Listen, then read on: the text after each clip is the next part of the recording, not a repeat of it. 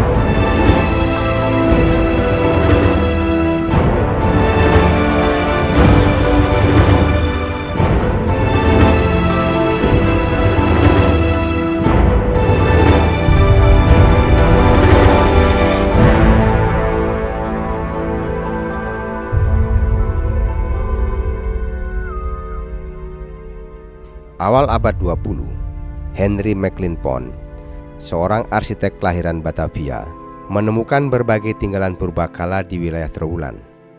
Ia terpesona dengan keunikan dan keindahan berbagai tinggalan purbakala yang ditemukannya. Didorong oleh rasa keingintahuannya yang besar, Maclean Pond kemudian berusaha mengumpulkan tinggalan-tinggalan tersebut dan mempelajarinya. Usahanya pun mendapat dukungan dari Bupati Mojokerto yang bernama Kromo Joyo Adinegoro. Mereka kemudian mendirikan tempat penyimpanan untuk benda-benda purbakala yang berhasil ditemukan di sekitar daerah Mojokerto.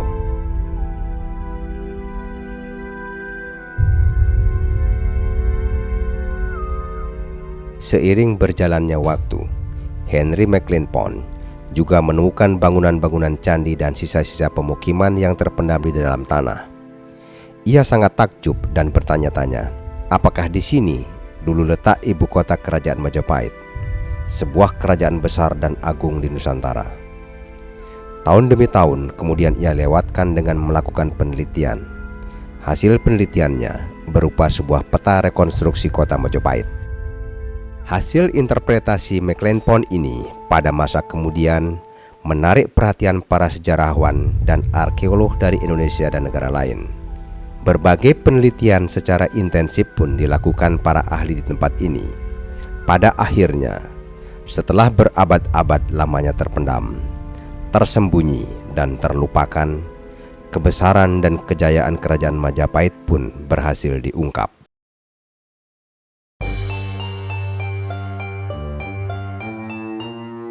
Lahirnya kerajaan Majapahit tidak bisa dilepaskan dari sejarah keberadaan kerajaan-kerajaan di Nusantara. Dimulai dari Kerajaan Kutai di Kalimantan pada abad ke-4 Masehi, Kerajaan Tarumanegara di wilayah Barat Jawa abad ke-6 Masehi, Kerajaan Sriwijaya di Sumatera 7 Masehi, hingga Kerajaan Mataram kuno di wilayah Tengah Jawa sekitar abad ke-8 Masehi.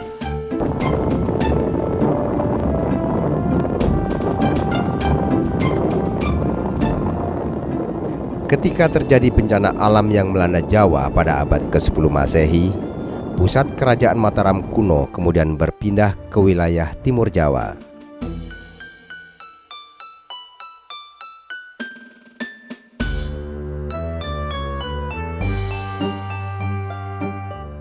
Dalam sejarah, di wilayah timur Jawa muncul kemudian tokoh-tokoh besar seperti Empu Sendok, Darmawang Satguh, Airlangga, Tunggul Ametung, Kenarok, hingga Kertanegara di Singosari.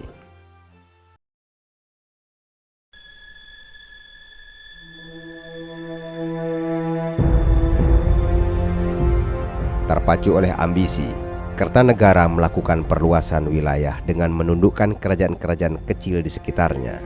Tidak puas dengan itu, Kertanegara bahkan mengirimkan tentaranya ke daerah Melayu. Singosari pun menjadi negara kuat di Asia dan bersaing dengan Kekaisaran Mongol dengan pimpinannya yang bernama Kublai Khan.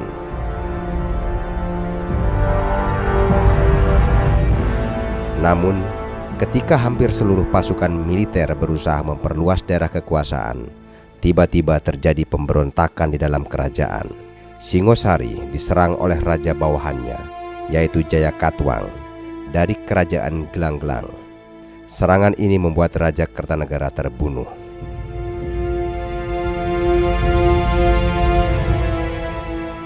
Setelah Kertanegara meninggal, kerajaan Singosari pun runtuh.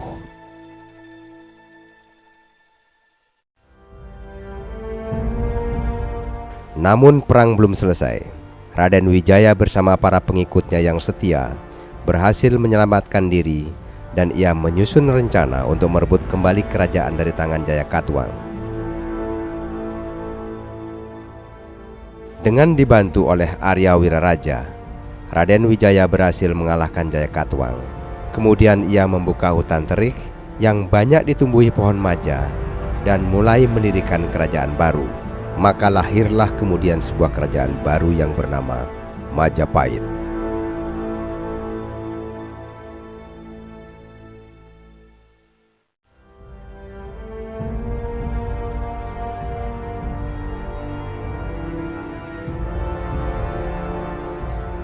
Tahun 1293 Masehi, Raden Wijaya dinobatkan menjadi raja pertama Majapahit. Ia bergelar Kartaraja Sajayawardana.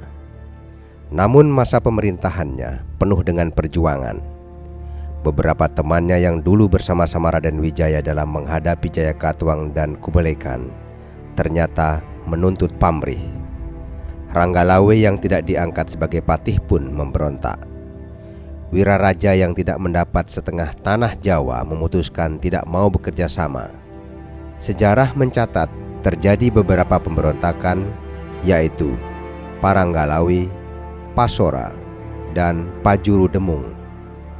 Namun semuanya bisa diselesaikan oleh Raden Wijaya. Setelah berkuasa selama 16 tahun, Raden Wijaya akhirnya meninggal pada tahun 1309. Tahta Raja Majapahit pun kemudian digantikan oleh Kalagemet yang kemudian bergelar Jayanegara. Pada masa ini, Majapahit kembali mengalami pemberontakan-pemberontakan. Sejarah mencatat terjadi beberapa pemberontakan seperti Pagajah Biru, Pamandana, Pawagal, Palasem, Panambi, Pasemi, dan Pakuti. Pada tahun 1328 Masehi, Jayanegara pun meninggal dunia. Karena Jayanegara tidak berputra, tahta Raja Majapahit pun diambil alih oleh adik perempuannya. Ia ditasbihkan dengan gelar Tribuana Tunggadewi Jayawisnuwardani. Kerajaan Majapahit pun masih diwarnai dengan pemberontakan-pemberontakan. Saat itulah muncul seorang tokoh yang dapat menyelesaikan gangguan keamanan di Sadeng dan Kerta. Tokoh itu adalah Gajah Mada. Atas prestasinya, Gajah Mada kemudian diangkat menjadi patih di Majapahit. Saat penobatannya, Gajah Mada pun mengucapkan sumpah Tan Amukti Palapa. Lamun buwus kalah Nusantara, isun Amukti Palapa. Amun kalah ring Gurun, ring Seran, Tanjung Pura, ring Haru, ring Pahang, Dompung, ring Bali, Sunda, Palembang, Tumasik, Samana Isun Palapa. Tahun 1350, Tribuana Tunggadewi pun wafat. Ia digantikan putranya yang bernama Hayam Wuruk yang bergelar Sri Rajasa Negara. Kerjasama yang solid antara Raja Hayam Wuruk dengan patihnya Gajah Mada membawa Majapahit mencapai kebesarannya. Cita-cita wawasan Nusantara yang merupakan ambisi Gajah Mada pun tercapai sudah. Majapahit pun menjelma menjadi negara besar di Nusantara. Pengaruh Majapahit meluas ke beberapa negara di Asia Tenggara. Dalam kitab Negara Kertagama tercatat, puluhan daerah menyerahkan upeti kepada Raja Majapahit, mulai dari Semenanjung Malaya, Brunei, hingga Pulau Timor dan Papua. Kebesaran kerajaan ini didukung oleh armada laut yang kuat. Meskipun pada waktu itu di Asia Tenggara terdapat beberapa kerajaan yang kuat, seperti Ayutthaya di Thailand, Champa dan Kamboja di daerah Indochina, dan Kekaisaran Cina yang terus berambisi untuk menguasai kawasan di selatan Laut Cina. Para ahli berpendapat, walaupun memiliki armada laut yang kuat, namun letak pusat kerajaan Majapahit berada di pedalaman. Letak pusat ibu kota di Trowulan ini sangat mendukung kerajaan Majapahit menjadi negara agraris dan negara maritim. Di daerah Trowulan, letak beberapa tinggalan kerajaan Majapahit ternyata membentuk suatu pola tertentu. Pola tersebut membentuk suatu pola tata ruang kota kerajaan Majapahit secara lebih luas.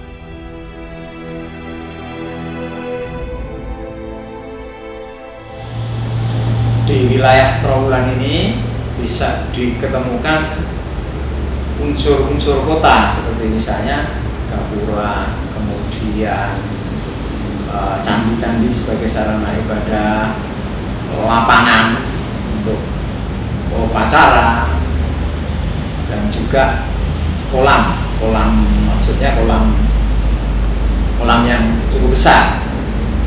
Nah, masalahnya sekarang bagaimana merekonstruksi Trowulan sebagai bekas kota kerajaan Majapahit ini adalah hal yang tidak mudah, mengingat bahwa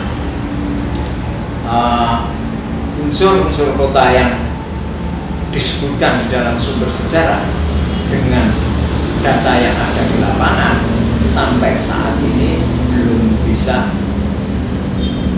konsisten atau belum bisa klop secara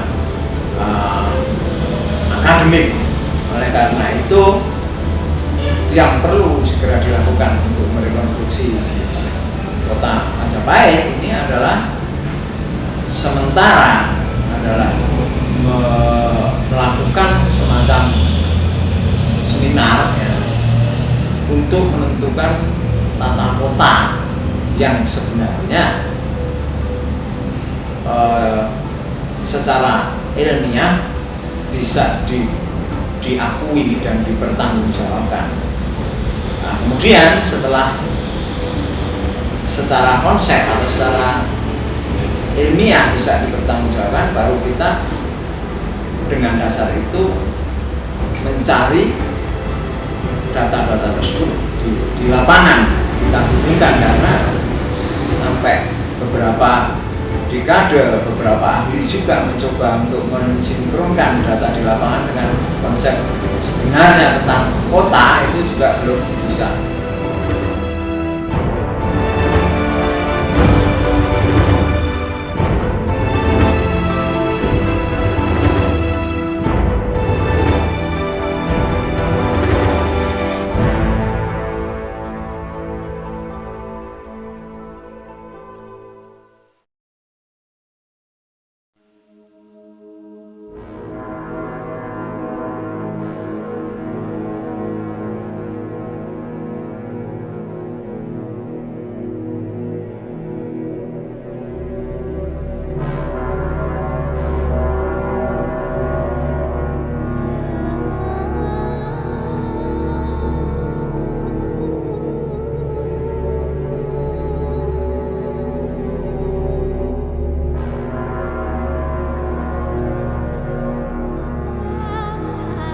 Suatu malam di ibu kota kerajaan diadakan acara besar Paseban Agung di alun-alun. Acara ini biasa diadakan tiap malam purnama pada bulan Palguna. Masyarakat pun berduyun-duyun datang ke alun-alun. Para wanita berdandan dengan cantiknya. Rambut mereka ditata sedemikian rupa, ada yang disasak tinggi dan dihiasi sekuntum bunga. Ada yang berponi dan memakai bunga di atas telinga. Dan ada pula dengan rambut diikat dan disanggul di samping. Berbagai aksesoris perhiasan pun melengkapi penampilan mereka. Giwang di telinga, gelang di tangan, dan cincin di jari-jari tangan tidak lupa dikenakan. Para lelaki pun tidak mau ketinggalan. Mereka pun ikut bergaya menyemarakkan suasana. Masyarakat melihat berbagai pertunjukan yang digelar. Ada wayang, tari, dan lawak. Berbagai alat musik dimainkan oleh para musisi. Bunyi gong, tamborin, dan gamelan mengumandang di udara. Semakin lama suasana menjadi semakin ramai. Dengan banyaknya para pedagang yang berjualan di alun-alun, malam pun bagaikan siang. Pertanian pada saat itu memiliki masa panen setahun 2 kali. Padi yang dihasilkan dari Majapahit terkenal enak, sehingga banyak dicari oleh para pedagang. Selain menanam padi, mereka juga menanam tanaman lain seperti tebu, pisang, cabai, merica, dan kacang-kacangan. Bila hasil panen mereka berlebih, mereka menjualnya di pasar. Masyarakat Majapahit telah mengenal bentuk perdagangan yang maju seperti layaknya perdagangan modern. Proses perdagangan diputar dengan uang kepeng atau uang Cina, uang gobok, dan uang ma yang terbuat dari perak. Uang gobok yang memiliki hiasan wayang merupakan mata uang asli kerajaan Majapahit. Sebelum dijual, barang-barang dagangan pun ditimbang dan dihargai sesuai dengan harga pasaran. Pemerintah kerajaan pun mengatur sistem perdagangan dan pajak sedemikian rupa dengan kebijakan-kebijakannya. Kebijakan seperti satu daerah perdikan hanya diizinkan menjual 20 sapi pun ditaati oleh masyarakat, dan para pedagang harus membayar pajak sebesar 800 pisis kepada seorang petugas pajak yang disebut mangraksa pasar. Di pasar dijual pula barang-barang yang dibuat dari tanah liat, seperti berbagai alat-alat rumah tangga, celengan, dan mainan anak-anak. Teknologi pembuatan benda dari tanah liat pun sudah maju. Benda-benda ini sebagian besar dibuat dengan teknik roda putar cepat sehingga hasilnya terlihat bagus. Benda-benda dekoratif seperti vas bunga dari tanah liat juga dibuat sangat tipis, dan hal itu menjadi ciri khas tertentu dari Majapahit. Tanah liat digunakan pula oleh masyarakat hampir di seluruh unsur-unsur bangunan peribadatan dan pemukiman.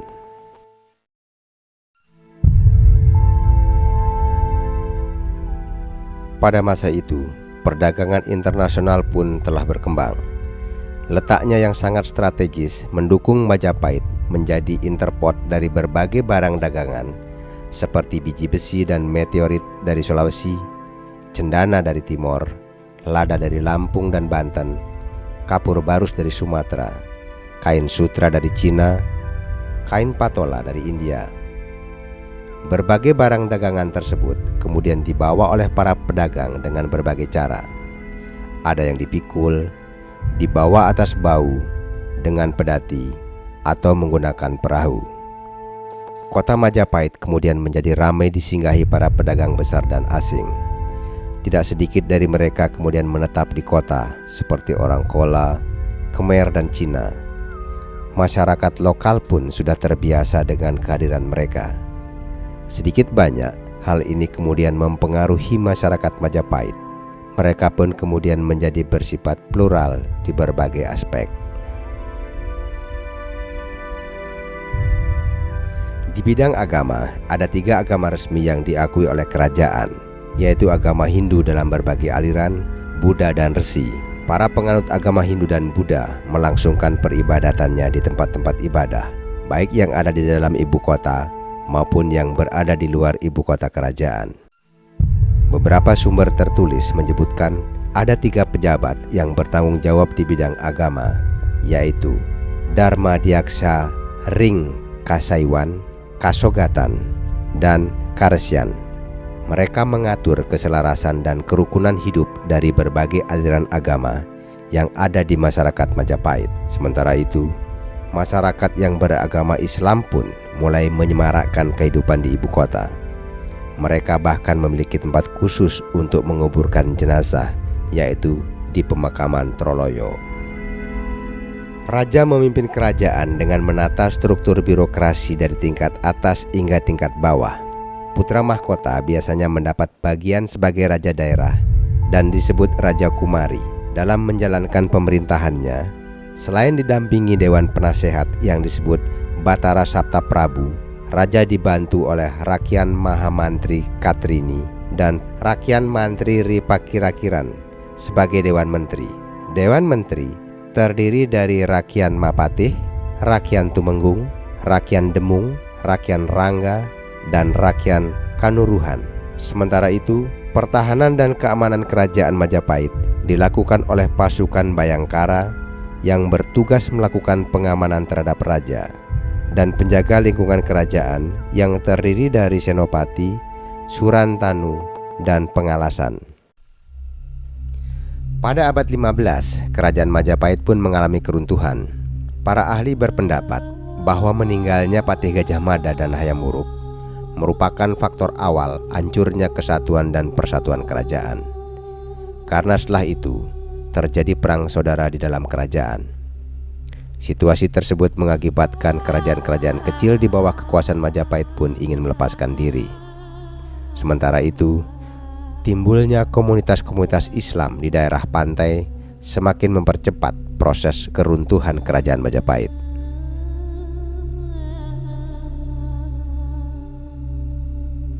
Majapahit sebagai sebuah kerajaan yang besar dan makmur dengan masyarakatnya yang memiliki peradaban maju telah menorehkan tinta emas dalam kasanah sejarah Indonesia.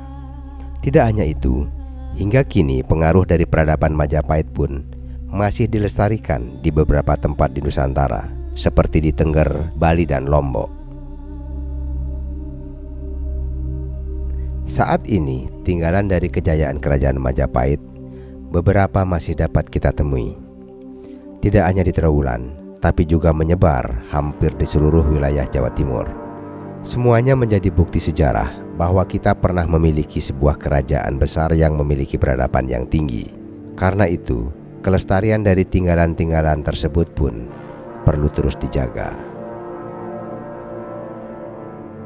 Pemerintah melalui Balai Pelestarian Peninggalan Purbakala Jawa Timur sejak tahun 1963 telah melakukan berbagai usaha untuk melestarikan berbagai tinggalan purbakala seperti penelitian, perlindungan, pemugaran, dan konservasi. Semuanya itu dilakukan tidak saja untuk kepentingan ilmu pengetahuan, tetapi juga untuk kepentingan masyarakat. Oleh karena itu, kepedulian dan perhatian terhadap tinggalan purbakala dari semua pihak sangat dibutuhkan. Balai Pelestarian Peninggalan Purbakala Jawa Timur ini merupakan pelaksana teknis Direktorat Jenderal Sejarah dan Purbakala di bawah Departemen Kebudayaan dan Pariwisata. Memang kita semua provinsi punya balai pelestarian, tapi khusus untuk Jawa Timur ini memiliki satu balai pelestarian untuk satu provinsi. Tentunya dalam melangkah ke depan ada visi-misi yang memang harus kita capai, khususnya di bidang pelestarian benda-benda budaya.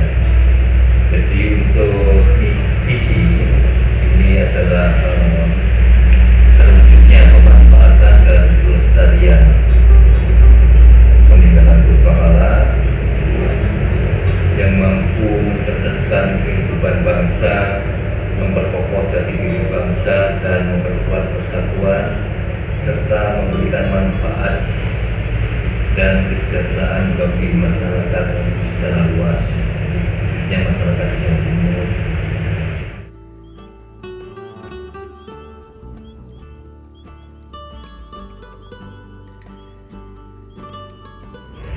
meningkatkan pelestarian peninggalan purbakala dengan tetap mengacu pada bingkai negara Kesatuan Republik Indonesia.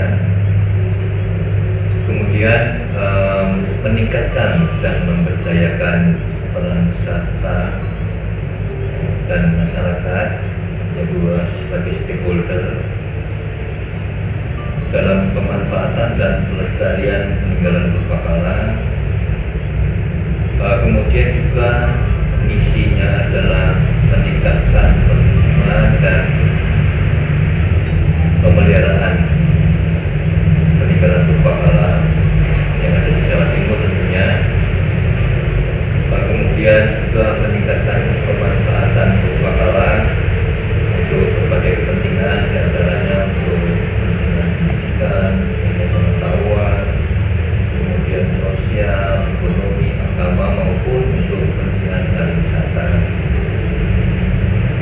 Nah, kemudian misi selanjutnya adalah meningkatkan dan mengembangkan sumber daya di bidang kepurbakalaan agar diperoleh tenaga yang benar-benar profesional dan mampu berkiprah di dunia internasional.